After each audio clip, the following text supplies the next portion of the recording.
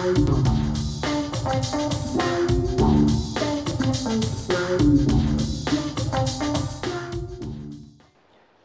Jennifer Sanders. I'm the Chief Strategist and co-founder of Aura Ventures. We are a creative strategy firm, global impact firm, and also impact investment firm. And what is the discussion you brought here to the Expo? Yeah, basically global brand strategy and kind of how to navigate the ever-changing global markets, how to position brands and products, and how to be competitive. I think it comes down to brand strategy from the day that you start any type of business, and understanding branding doesn't require just products, but also when you're starting any kind of business, like what is the quality of the brand that you're creating in the marketplace. So I heard you saying that this topic is different from the other topics that any company could work on. What's the dimension of the opportunity that represents this topic we're talking about? Well, I think there's different layers. I think we're talking about hemp, cannabis, CBD, THC isolates, but I think ultimately, I think people that are really excited about looking at how to change agriculture and how to improve medicinal products and products to help people feel better is great. I think going back to plant medicine and understanding that there are great, not only pharmaceuticals, biopharmaceuticals, and also personal and home care products that can really help change their life is incredible. And when we look at this hemp plant and the cannabis plant, what it can do for agricultural and multi-generational economic change is phenomenal. What will be a campaign of publicity that would help to get to that goal? You know, I saw an ad that was done by a company called Dope Magazine. They're a US-based company that was recently acquired by High Times. And they had a t-shirt that I love and I wear all the time, and it says, "It's just a plant." I think destigmatizing the hemp and cannabis plant is the first step for people being open to try all the benefits that it has. And I always say too, this is one thing, that hemp and cannabis are one of many medicinal herbs. They're one of many adaptogenic medicinal herbs. You told us about a few examples of good and bad. Yeah. Could you throw us a few tips for us to... Yeah. I think good branding, first of all, starts with like the intention that goes into it. And so a lot of people talk about market strategy and global and niche marketing. I really care more about intention and being able to articulate the authenticity of the intention of what you're trying to create, whether it's a brand, a product, a service, etc. So good branding to me starts with a really pure heart and a really clear vision and the passion to pursue excellence and operational excellence.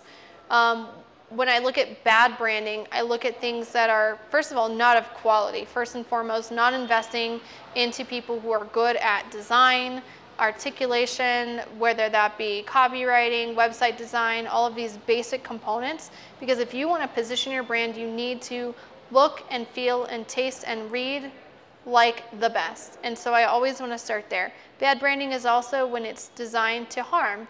So when we're looking at advertising that's related to have children use products, or products that are designed that look like cartoons or things like that, it's really not intelligent because you're not really approaching the marketplace appropriately or responsibly. And last question is, there's a lot of instability in that market, right? How would that affect the branding of a company or a cause?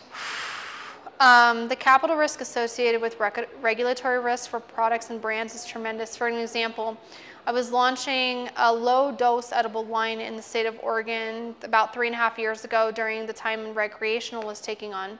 I had invested about $500,000 into a product launch, got the products ready, packaged, moved forward. So in basic economics or launch and brand strategy, you want to make as much product as possible, produce as many packages as possible, and get them to market so you don't sell out.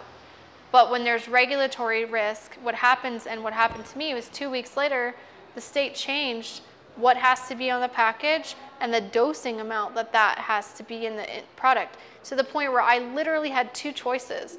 One, I can sell these products in the black market and make a considerable amount of money, or I had to literally throw them away. Do you know what I had to do? I threw them away.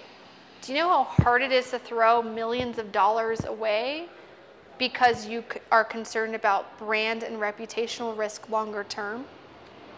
These are the real decisions that come into branding and understanding how to pace manufacturing, pace ordering, and how to label and also formulate above and beyond what the current regulations require. All right. Could you invite people to come here? If there is some interest in this, it's important to come and inform themselves, right? Mm-hmm. So we want to make an invitation for people to come to EXPO Bogotá Cannabis. Yeah, I think first of all, just to just relay from my perspective is, since I do, and I have previously owned events and produced events, is EXPO Bogotá Cannabis has been very well produced and very well managed. And so that, first of all, speaks a lot to the credibility of our industry.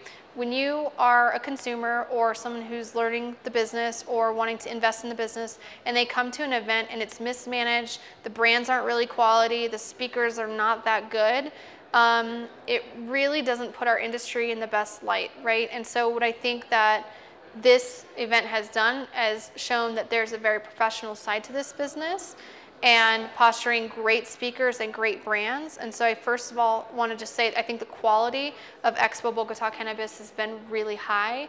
And so that's something that makes me very happy. I don't accept very many speaking opportunities at this point in my career.